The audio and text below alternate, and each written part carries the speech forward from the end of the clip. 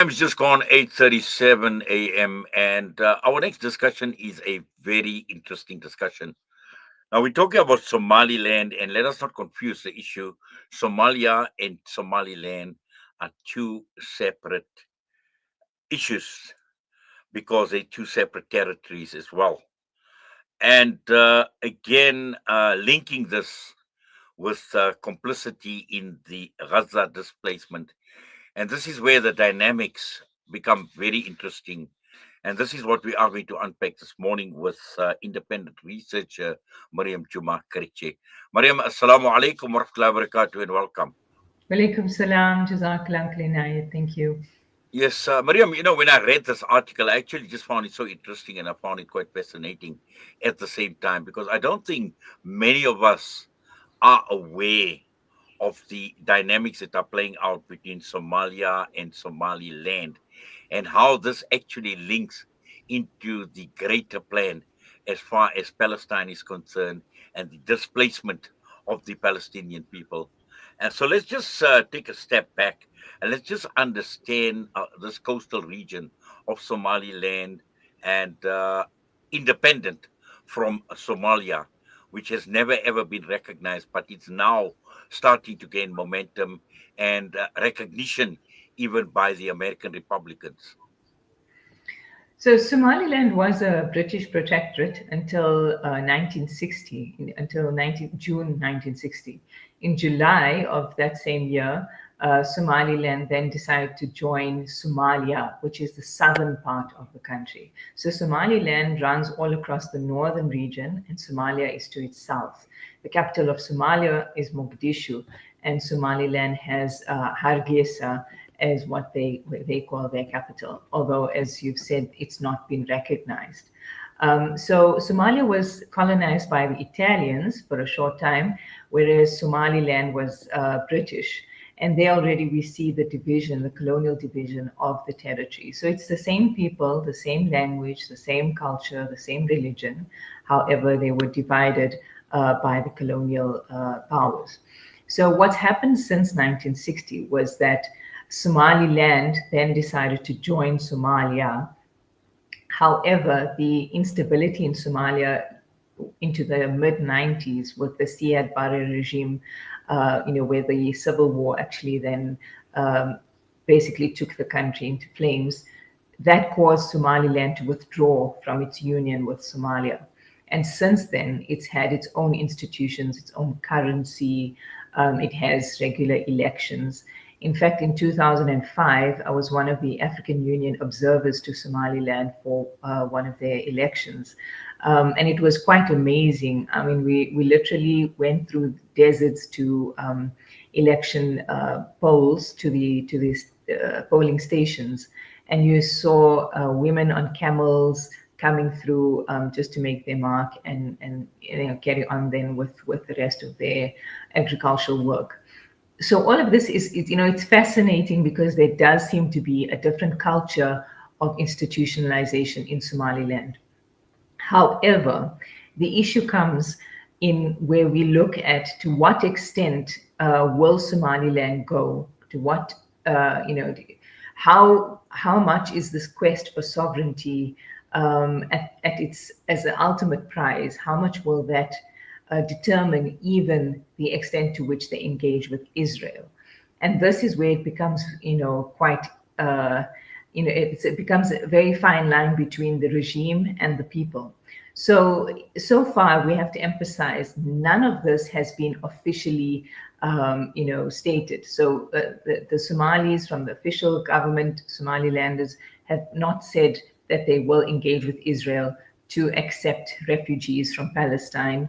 And the US have also not explicitly said so. However, there is a bill that's been put to Senate, which is called the Recognition of Somaliland Bill. So it's not been enacted into law, but it's on the table.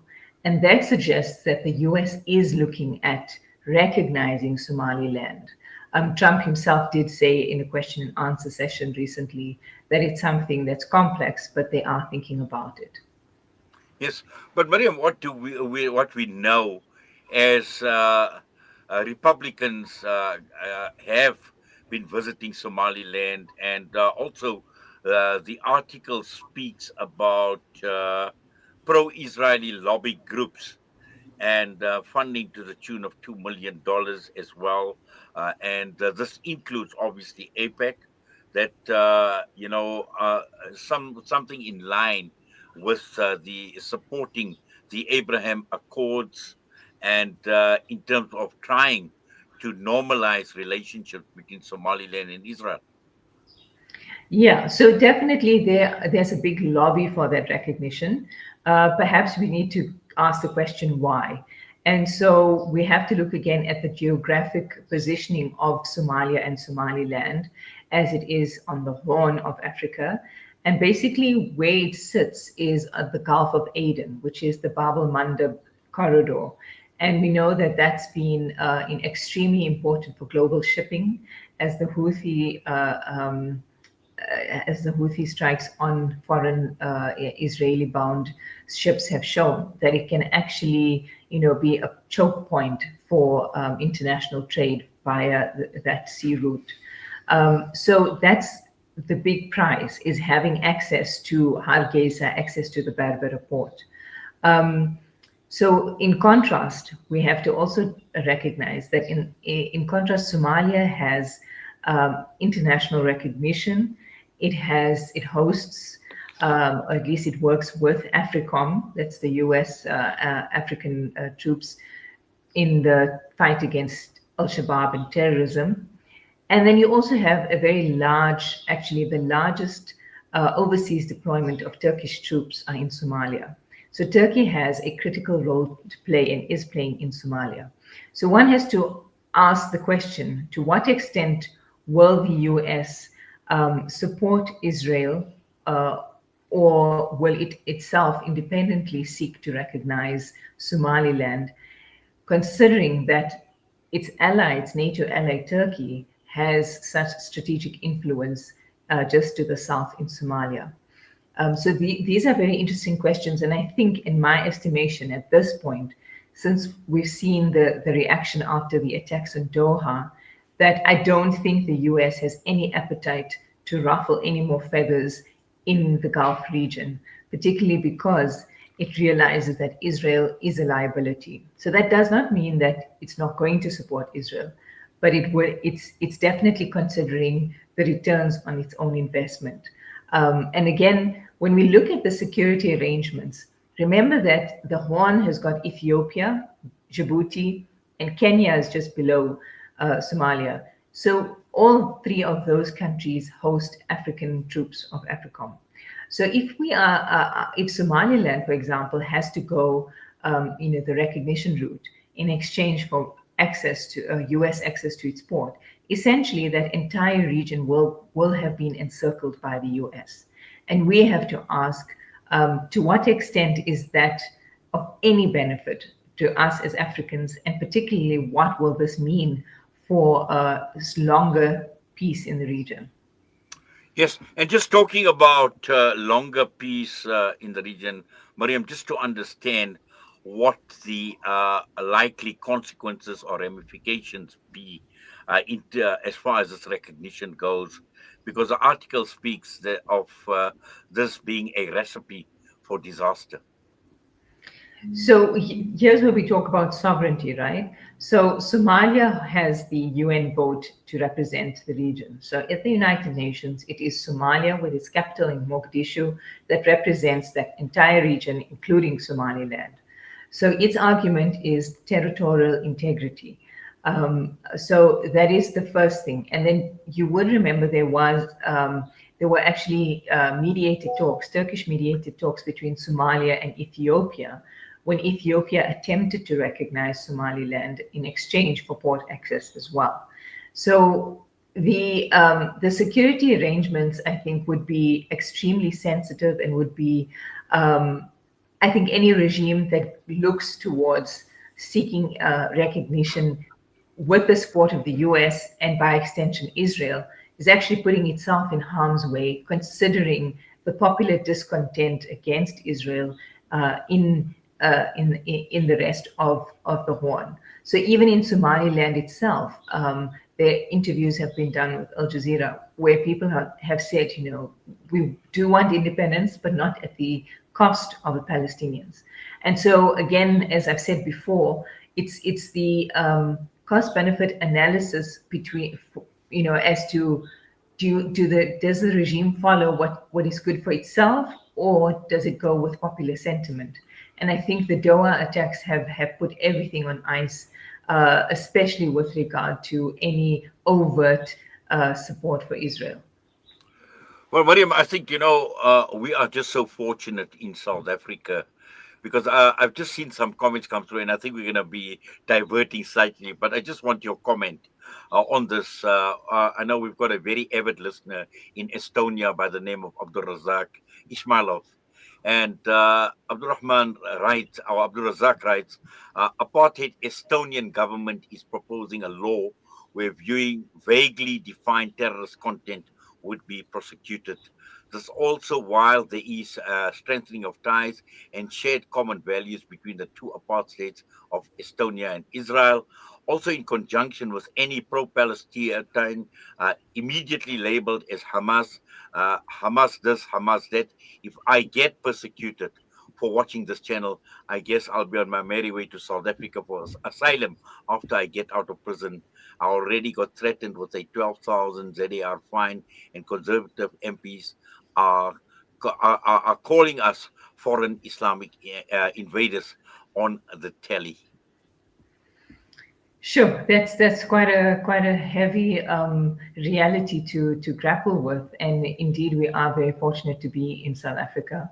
I think in the post of the aftermath of Charlie Kirk's murder, it's very clear that with the West and in particular the U.S. are going through a pace of transformation that's actually quite retrograde.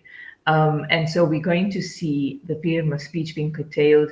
I actually just posted something earlier this morning from another independent source about Austria banning the hijab for girls under the age of 14.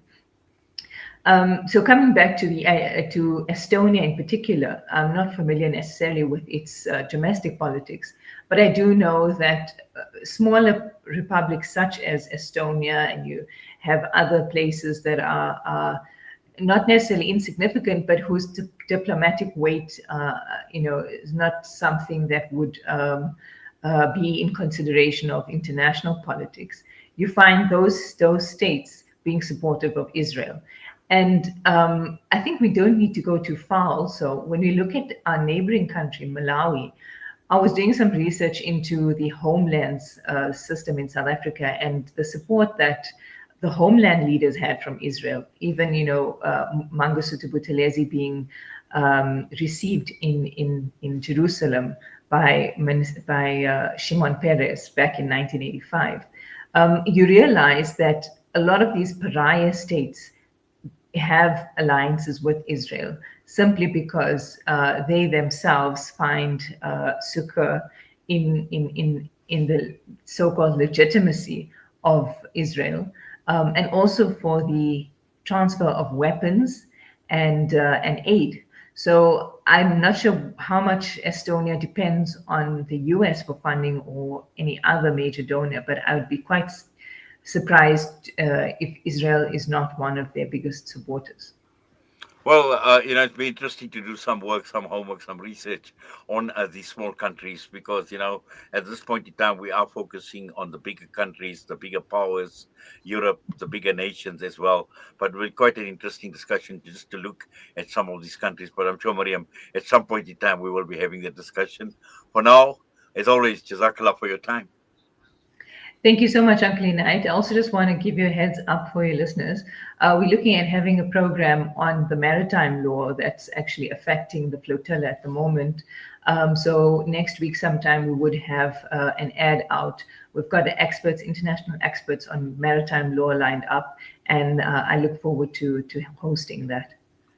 Well, hopefully, in fact, we will be looking out for that, Mariam. But as always, taking time out for us right here at Salam Media. Jazakallah. Assalamu alaikum. Walaikum salam. Jazakallah. Mariam Jooma Çarikçi joining us this morning. Brother Abdul Razak Ismailov, Jazakallah Shukran for those comments. It's something that we obviously will take a look into, this relationship between Estonia and Israel, and hopefully we will have some discussion looking at some of these other smaller countries as well, where they have this association with this Zionist entity called Israel. With that, we're going for a break. Next up is Juma Inspirations.